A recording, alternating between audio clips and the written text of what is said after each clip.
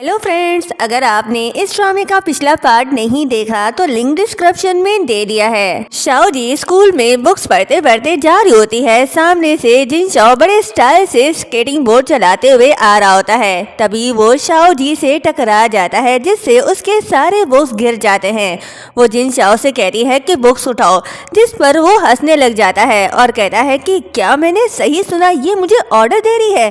तुम्हें पता भी है कि मैं कौन हूँ? जिन शाओ का फ्रेंड कहता है कि ये तो वही लड़की है ना जो पूरे स्कूल में लास्ट नंबर पर आती है। चेहरा तो काफी अच्छा है, बस हद से ज्यादा एटीट्यूड है इसमें। जिन शाओ इसे लगता है कि एक क्वेश्चन सही करने से पूरी दुनिया जीत ली इसने। शाओ जी उसे देख सोचती है कि ये लड़का स्कूल का बदनाम स्टूडेंट जिन शाओ है, जो पूरे स्कूल में बॉस बना फिरता है। अजीब बात है, थोड़ा जाना बेचाना लग रहा है, जैसे पहले कहीं देखा हो इसे। फिर वो जिन शाओ से कहती है कि मैं दोबारा बोल रही हूँ, बुक्स उठाओ। लेकिन जिन शाओ मना कर देता है, कहता है कि अगर मैं ना उठाऊं तो शाओ जी गुस्से में उसका कॉलर पकड़कर उसे नीट डाउन करवाती है।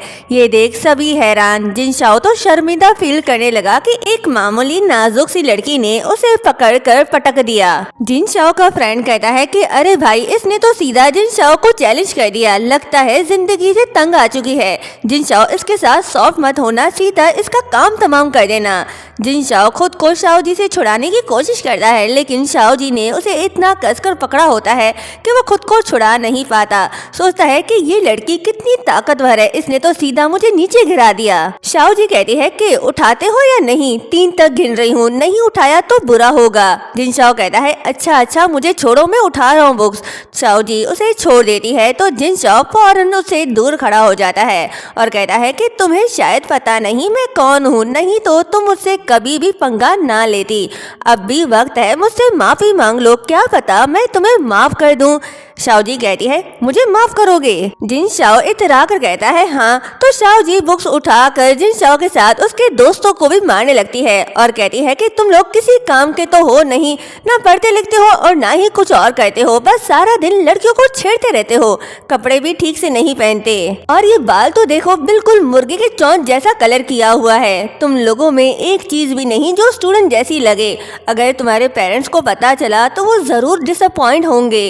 तो जिन शाओ कहता है कि मेरे पेरेंट्स नहीं, बहुत पहले ही उनकी डेथ हो गई। तो शाओ जी कहती है फिर तो तुम्हारे पेरेंट्स बहुत लकी रहे, वरना तुम उन्हें किसी दिन गुस्से से ही मार डालते। ये सुन जिन शाओ गुस्से से उसका हाथ पकड़ता है, लेकिन शाओ जी अपना हाथ छुड़ाकर चली जाती है। नेक्स्ट सीन में टीचर शाओ जी को साइंस क्लास में ले आती है। उस क्लास में जिन शाओ भी होता है जो मजे से सो रहा होता है। उसका फ्रेंड कहता है कि जिन शाओ उठो, देखो ये वही लड़की है। टीचर शाओ जी को जिन शाओ के पास वाली सीट में बैठने को बोलती है। जिन शाओ को लग रहा है कि ये लड़की इसकी दीवानी है, तभी बार बार इससे पंगे ले रही है। कहता है कि पहले तो तुमने जानबूझकर मेरा ध्यान खींचना चाहा, फिर मुझे फॉलो करने लग गई और अब तो मेरे क्लास में भी शिफ्ट हो गई हो। बताओ तुम्हारे इरादे क्या हैं? शाओ जी उसे इग्नोर करी होती है, जो देख जिन शाओ का फ्रेंड कहता है कि ये तो अब भी तुम्हें इग्नोर करी है, तुम्हें इसे सबक सिखाना ही होगा। तो जिन शाओ उसके बुक्स उठाकर कहता है कि सुना है तुमने बोर्ड एग्जाम में सिर्फ 100 मार्क्स लिए हैं, तुम्हारे मार्क्स तो मुझसे भी कम है, फिर भी दोबारा पढ़ी हो, सिर्फ रिसोर्स को जाया करी हो, बेहतर होगा घर जाकर कुछ काम धंधा कर लो। दूसरी क्लासमेट भी उसका मजाक उड़ाने लगते हैं। तो शाओ जी कहती है कि आज मेरे हाथ में बड़ी खुजली हो रही थी। ये बोलकर वो उसे मारने लगती है। तो जिन शाओ कहता है कि रुक जाओ, इतनी बदतमीजी, मैं तो बस मजाक कर रहा था, तुम्हें इतना सीरियस होने की जरूरत नहीं, एक सिंपल सा मजाक भी बर्दाश्त नहीं कर सकती तुम? तो शाओ जी कहती है कि मैं भी मजाक कर रही थी, मुझे मत परेशान करो। तभी टीचर क्लासरूम में आती है और सबको डांट लगाकर शाओ जी से कहती है कि कल तुम्हें फिजिक्स कंपटीशन में हिस्सा लेना है, क्लास के बाद ऑफिस में आना। ये बोलकर वो चली जाती है। जिन शाओ हंसकर कहने लगता है कि इस लेवल की स्टूडेंट फिजिक्स कंपटीशन में जा रही है, स्कूल की बेइज्जती मत करवा बैठना। नेक्स्ट सीन में मिस्टर लिन अपनी बेटी लिन यू को एग्जाम हॉल ले आते हैं और कहते हैं कि अगर तुम नेशनल फिजिक्स कंपटीशन में टॉप 3 में भी आ गई तो तुम्हें बीजिंग के टॉप यूनिवर्सिटी में डायरेक्ट एडमिशन मिल जाएगा। क्वेश्चन ध्यान से करना और आखिर में अच्छी तरह चेक भी कर लेना। तभी वो शाओ जी को देखते हैं जो कंपटीशन में पार्टिसिपेट करने आई है। मिस्टर लिन पूछते हैं कि तुम यहाँ क्या करी हो। लिन यू उसका मजाक उड़ाते हुए कहती है कि दीदी तुम काफी फनी हो, हिम्मत भी कैसे भी फिजिक्स कंपटीशन में आने की, कहीं 0 नंबर लाकर डैड का नाम ही न डुबा देना। मिस्टर लिन भी कहने लगे कि मैं तुम्हें एक बार नहीं कई बार कह चुका हूँ, जब तुमने रिपीट करने का फैसला कर लिया तो घर पर आराम से बैठकर पढ़ाई करो। ये फिजिक्स कंपटीशन का हॉल है, कोई मजाक की जगह नहीं। तुम्हारा आर्ट से साइंस में शिफ्ट होना ठीक है, लेकिन यहाँ आकर मुसीबत क्यों खड़ी करी हो? तुम यहाँ करने क्या आई हो?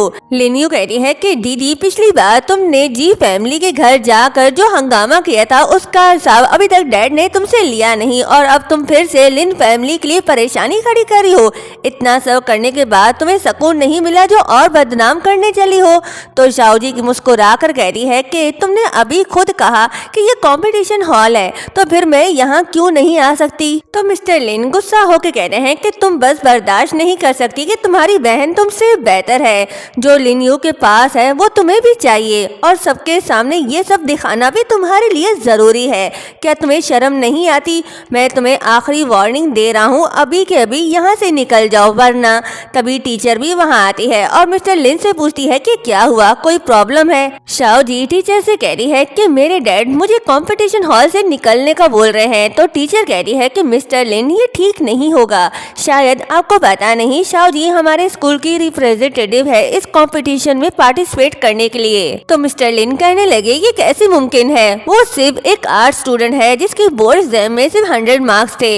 मैंने कितने पैसे खर्च करके उसे एक बड़े स्कूल में डाला, इतने बुरे परफॉर्मेंस के साथ वो किस हक से स्कूल को रिप्रेजेंट कर सकती है? तो टीचर मिस्टर लिन से कहते हैं कि ये शाओ जी का पार्टिसिपेशन सर्टिफिकेट है, कंपटीशन अभी स्टार्ट होने वाला है, तो मैं पहले शाओ जी को अंदर ले जाती हूँ। ये बोलकर वो शाओ जी को अपने साथ ले जाती है। मिस्टर लिन गुस्से से लिन यू से कहने लगे कि तुम्हारी बहन कब से साइंस क्लास में शिफ्ट हुई, मुझे तो इसके बारे में कुछ पता ही नहीं था।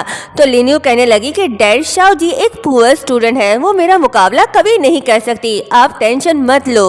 नेक्स्ट सीन एग्जाम हॉल का दिखाया जाता है। शाओ जी के लिए सारे क्वेश्चन बहुत ही इजी थे, वो 30 मिनट्स में पूरा पेपर करके उठ जाती है। ये देख टीचर कहते हैं कि ये तुम क्या करी हो, जल्दी बैठो, बाकी स्टूडेंट को डिस्टर्ब मत करो। शाओ जी कहती है कि मैंने अपना पेपर कर लिया। वो पेपर टीचर को देकर चली जाती है। जब टीचर उसका आंसर शीट देखता है तो हैरान होकर सोचता है कि ऐसा कैसे हो सकता है, सिर्फ आधे घंटे में इतना मुश्किल पेपर उसने कर लिया। शाओ जी जब बाहर आती है तो ब्लैक बोर्ड में एक मुश्किल क्वेश्चन लिखा होता है। शाओ जी को वो क्वेश्चन इंटरेस्टिंग लगा, वो उसे सॉल्व करने लगी। तभी वहाँ प्रोफेसर यॉन आती है जो मैथ रिसर्च इंस्टीट्यूट की डायरेक्टर है। उसके साथ आए लोग शाओ जी पर गुस्सा करने लगते हैं कि उसने ब्लैक बोर्ड में क्यों लिखा, क्योंकि वहाँ लिखना मना था। शाओ जी उनसे माफी मांगकर बोर्ड साफ करने लगती है। तो तभी प्रोफेसर यॉन की नजर उसके आंसर पर पड़ती है जो सही था और आज तक कोई भी सॉल्व नहीं कर पाया।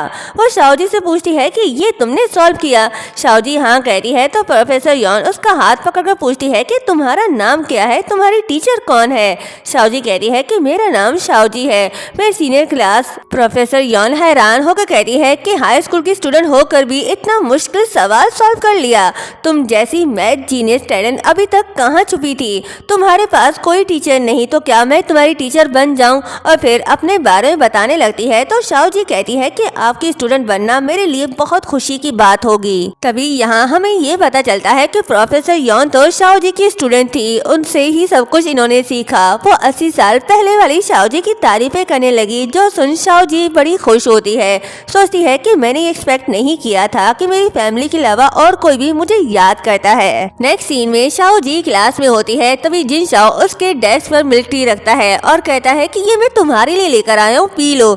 शाओ जी इतराकर जवाब देती है थैंक्स, लेकिन मुझे इसकी जरूरत नहीं।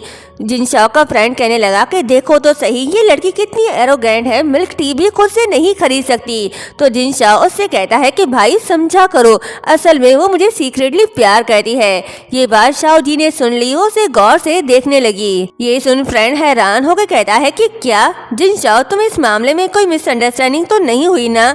तो जिन शाओ ऊंची आवाज में कहने लगा कि ये बार बार मुझे प्रोवोक कर रही है सिर्फ मेरा अटेंशन खींचने के लिए, वरना एक हाई स्कूल की रिपीट दूसरी स्टूडेंट जिसके बोर्ड एग्जाम में सिर्फ 100 मार्क्स ही थे, जो यहाँ पढ़ने का ड्रामा करी है, ये सिर्फ इसलिए कि मैं उसके बारे में अपना ओपिनियन बदल दूं। शाओ जी उसकी बातों को इग्नोर करके हेडफोन लगा लेती है। फ्रेंड पूछता है कि क्या सच में? जिन शाओ कहता है बिल्कुल, वरना एक आज स्टूडेंट साइंस क्लास में क्यों ट्रांसफर हुई। फिर वो उसके कान में कहने लगा कि मेरे पास उससे बदला लेने का बहुत अच्छा आइडिया है, वो ये कि मैं ऐसा प्रिटेंड करूंगा कि मुझे उसमें इंटरेस्ट है, उसे चेज करूंगा, और जब वो मुझसे सच में प्यार कर बैठेगी तब मैं सबके सामने उसे डम कर दूंगा। शाओ जी गुस्से में पेन फेंक कर कहती है कि क्या बात कर रहे हो, इतना सीरियस क्यों हो गए हो? तो जिन शाओ कहता है कि तुम मुझसे आमने सामने बात नहीं करना चाहती तो चलो ठीक है, चैट में ऐड कर लेते हैं, मैं तुम्हें पढ़ाई में डिस्टर्ब नहीं करूंगा। और यहीं पर ये पार्ट एंड होता है।